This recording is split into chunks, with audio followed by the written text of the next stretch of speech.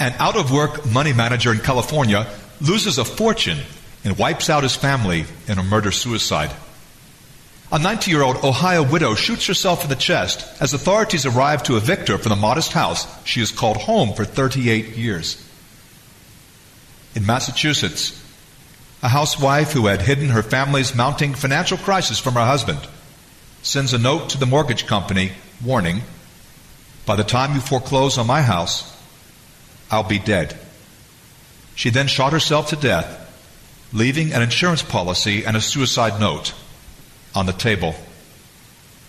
My name is Douglas Jacoby, and I would like to share a Christian response to the current global financial crisis. Those news points come from 2008. Now it's 2009. Things have continued in many parts of the world, if not most, to go in a very concerning direction. I don't believe anyone would say that crisis is an overreaction. It's the correct word. In fact, during one recent week, global stock markets tumbled $7 trillion. This is really affecting the entire world. In the last couple of months, I've made trips to a number of cities in Italy, the Ukraine, New York, Croatia, Lebanon, and so forth. And I can absolutely affirm everyone is talking. Everyone has thoughts, and certainly everyone is affected. And even if you're not hurting personally through this time of financial challenge, we're all affected indirectly. My wife and I know a lot of people who've lost their jobs. In our church, many people have lost employment. And we've all been affected by rising and unpredictable prices. And there's every indication this may continue for a while. And it's important, therefore, to think it through from a biblical perspective. How should men and women of faith respond to this financial crisis? The truth is, the crisis can affect faith too. We wonder, well, is God going to take care of me or not? Am I doing okay with Him?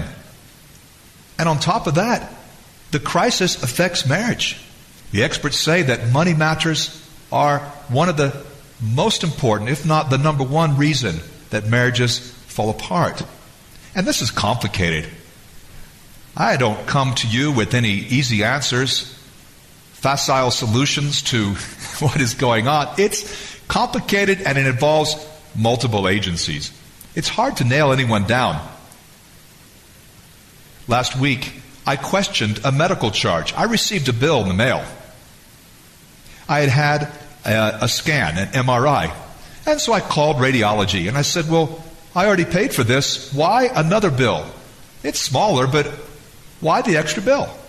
And they said, well, you need to talk to the doctors. So I talked to the referring physician. And they said, well, actually, you need to talk to the MRI center at the hospital where the scan was done. So then I called them. And they said, well, actually, it's not us, it's radiology, the people I had talked to 3 phone calls before. In other words, I was trapped in a vicious loop. You know, I think this is very similar to what's going on. There's so many agencies involved, and it's so easy to shift the blame and say, well, it's not really me. I mean, I'm in the loop, but I'm not the best person to talk to. Talk to the other guy.